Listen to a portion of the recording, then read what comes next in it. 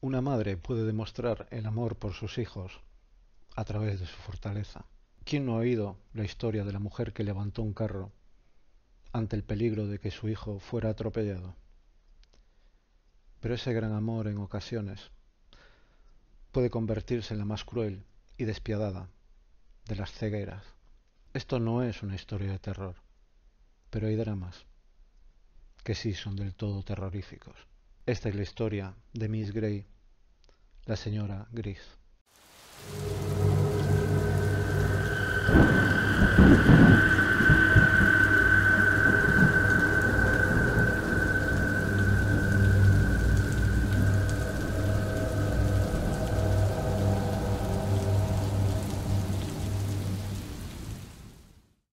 Helen Grey estaba sentada al pie de la ventana, arreglando la última chaqueta que se le había descosido a uno de sus hijos. Concentrada en su labor, con sus gafas situadas en la punta de su nariz y las manos arrugadas, aún le quedaba la suficiente memoria y habilidad para recordar que hoy cumplía 85 años. Oyó unos pequeños y apresurados pasos que se acercaban a donde ella estaba.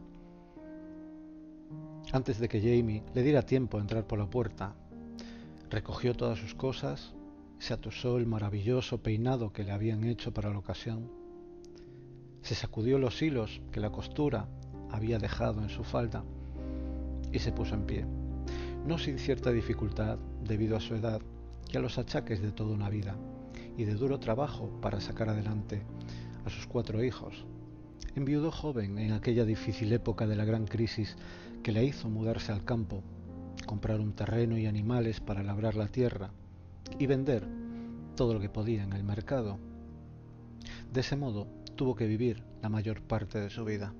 Pese a las enormes dificultades que sufrió, pudo juntar el suficiente dinero como para pasar la última etapa de su vida de forma apacible. Jamie entró con un rayo y la abrazó, al tiempo que le decía: «Corre, abuela, ya están todos, y la tarta en la mesa para que apagues las velas de tu cumpleaños».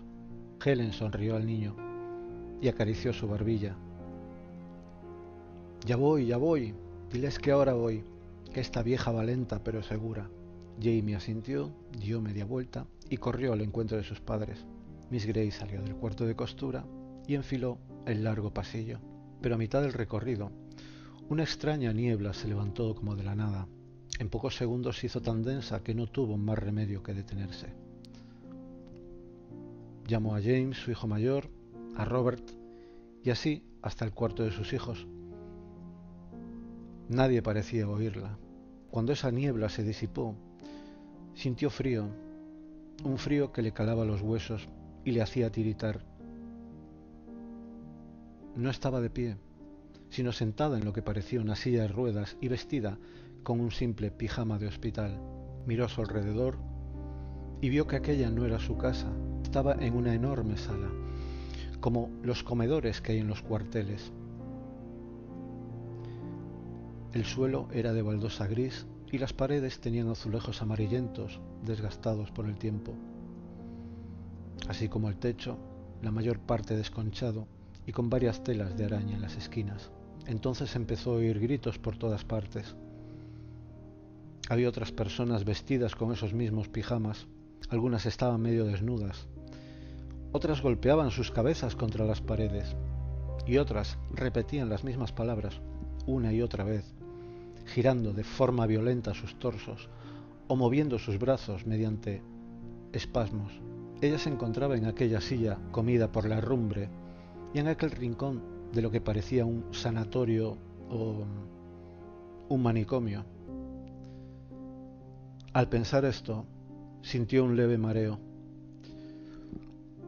No entendía lo que estaba pasando. Aquella situación no podía ser real. «Debo de estar soñando», murmuró. Se fijó en que delante de ella había un espejo, pero cuando se miró, se asustó de ver su propia imagen reflejado en él. Ese rostro estaba sucio. Entonces se llevó la mano a la comisura de los labios y empezó a extraer lo que parecían restos de comida seca. Aquel magnífico peinado había desaparecido para convertirse en una maraña de cabello grasiento que se le pegaba a sus manos, y fue entonces cuando alguien que parecía una enfermera se le acercó con una mirada desafiante. ¿Vas a comer hoy o vas a dejarme en ridículo como siempre, vieja estúpida? ¿Quién es usted? ¿Y dónde estoy? No me vengas con la excusa de siempre. Come y tengamos la fiesta en paz. Pero, ¿dónde está mi casa? ¿Y mis hijos? La enfermera la cogió de los brazos y la empezó a zarandear con fuerza. Siéntate bien, ahora te pondré la bandeja para que puedas comer. No quiero comer, quiero saber lo que está pasando. Vas a comer por las buenas o por las malas, y ya sabes que si es por las malas, tendremos que atarte. Helen miró el plato. Aquello no era comida. Era una pasta grumosa, espesa, maloliente, de un color verde amarillento, acompañada de un agua de color marrón y 4 pastillas, cada una de una forma y color diferentes. No voy a comer esa porquería. James, hijo. Ella intentaba inútilmente llamar a su hijo. La enfermera cogió su cabeza y le introdujo en el plato que contenía aquella fétida pasta. Después de 20 años todavía no te has acostumbrado a este sitio, pero no te preocupes, me queda tiempo suficiente aquí como para enterrarte, y será pronto. Helen levantó la cabeza y con los ojos llenos de lágrimas empezó a gritar. Tiró la bandeja y propinó un manotazo fortuito a la enfermera, que cayó al suelo. Cuando ésta se incorporó, sacó una fusta extensible con la que empezó a golpear su espalda, cada vez con más fuerza. Entonces algo ocurrió. Helen empezó a recordar, y cuanto más recordaba, más lo entendía todo. Sus hijos habían vendido sus tierras y la habían engañado para robarle todo el dinero e ingresarla en un asilo, donde poco a poco su cuerpo y mente se irían consumiendo. Tiempo después fue recluida para el resto de su vida en un psiquiátrico de beneficencia. De sus hijos nunca más supo. Fue consciente de su situación. El horror que sintió hizo que su cuerpo comenzase a tener convulsiones y a soltar espuma por la boca mientras se orinaba encima. Los enfermeros la llevaron a una especie de celda donde la ataron y le suministraron un potente sedante. Fue entonces cuando volvió aquella niebla. Esa niebla cubrió aquella estancia en apenas unos segundos. Cuando se disipó, Miss Grey sonrió de forma dulce mientras se secaba las lágrimas. «Mamá, ¿estás llorando?» «No, hijo.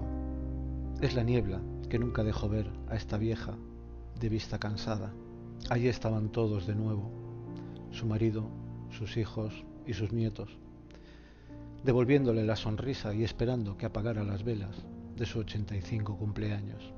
Su cuerpo todavía sentía los dolores en la espalda, pero se prometió a sí misma que su mente jamás volvería a aquel manicomio.